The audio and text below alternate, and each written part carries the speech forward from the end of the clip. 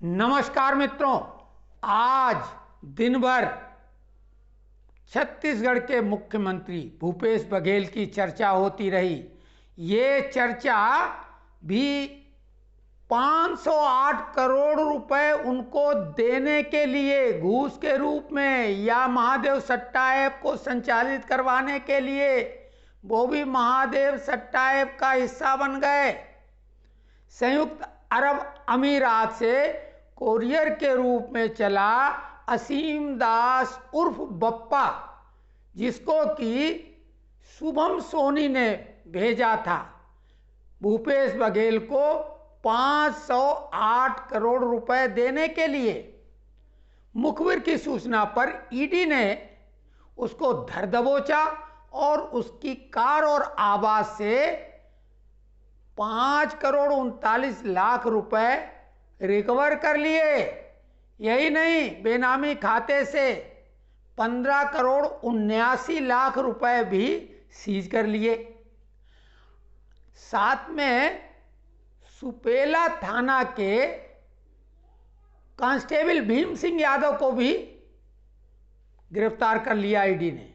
ये भीम सिंह यादव कहने को तो कांस्टेबल थे, लेकिन महादेव सट्टा ऐप से डायरेक्ट संबंध इनका था और ये 3 बार दुबई की यात्रा कर चुके थे। 2 बार सौरभ चंद्राकर और रवि उत्पल से भी इनकी मुलाकात हुई थी।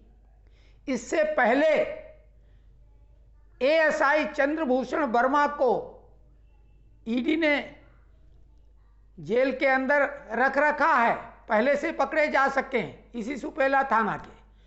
तो ये दिन भर हलचल मची रही। कांग्रेस का सीधा ये कहना कि बीजेपी छत्तीसगढ़ में बुरी तरह से हार रही है, इसलिए एन कैन प्रकरण ईडी का उपयोग करके भूपेश बघेल को बदनाम करना चाहती है।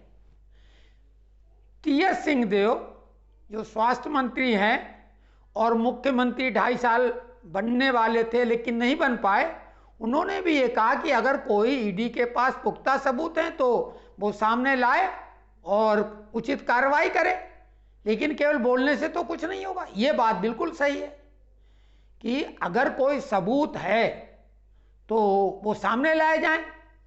यही नहीं, जो ईडी के पूर्व डायरेक्टर हैं सत्येंद्र सिंह, उन्होंने भी ये बात कही कि ये कहने की बात है, ये सही भी हो सकती है, लेकिन इसके लिए ईडी को टेलीफोनिक कोई बातचीत, ईमेल, फेस टू फेस कोई बातचीत, कोई व्हाट्सएप का संदेश, कुछ पुख्ता सबूत ब्लैक एंड वाइट में सामने लाने होंगे, तभी तो ये बात प्रूव हो सकती है।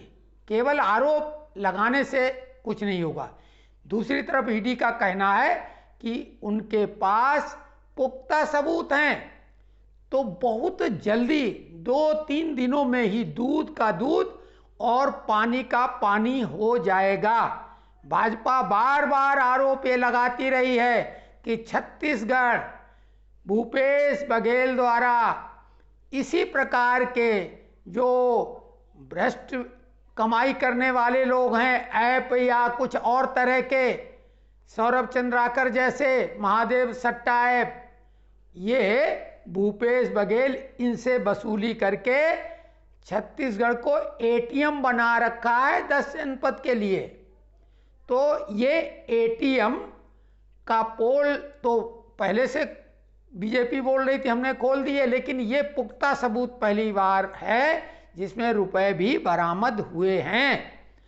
चुनावी माहौल है और ये बात भी है कि छत्तीसगढ़ में बीजेपी और कांग्रेस के बीच में बेहद कड़ी टक्कर है।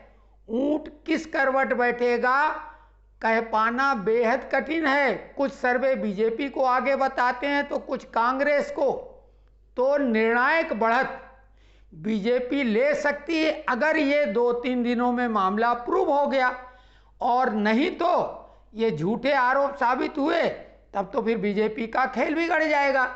तो कुल मिला के एक बात है कि भूपेश बघेल अगर पाक साफ हैं, दूध के धुले हुए हैं, तो उनको एक स्टेटमेंट देना चाहिए कि पॉलीग्राफिक टेस्ट वो कराने को तैयार हैं, ब्रेन मैपिंग वाला, जिसके द्वारा अगर वो झूठ बोल रहे होंगे तो पकड़ में आ जाएंगे, अगर वो सच्चे हैं तो वो बोले हम हर तरह की जांच कराने को तैयार हैं।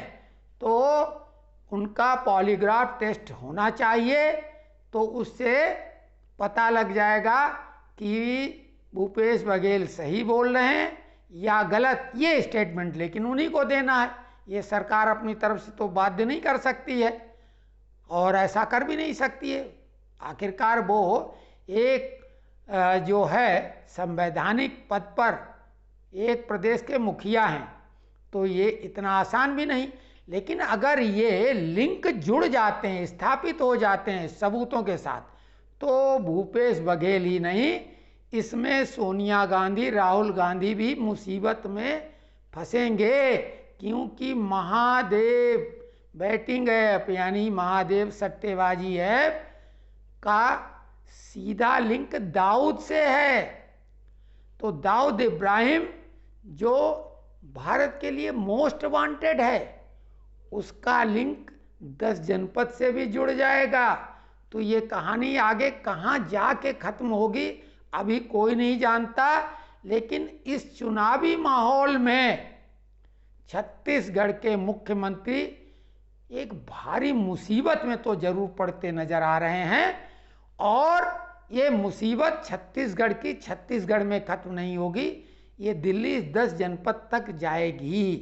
तो ये आज का विशेष जो चर्चा का एक केंद्र बिंदु था, वो नेपाल में आए भूकंप की तरह ही था।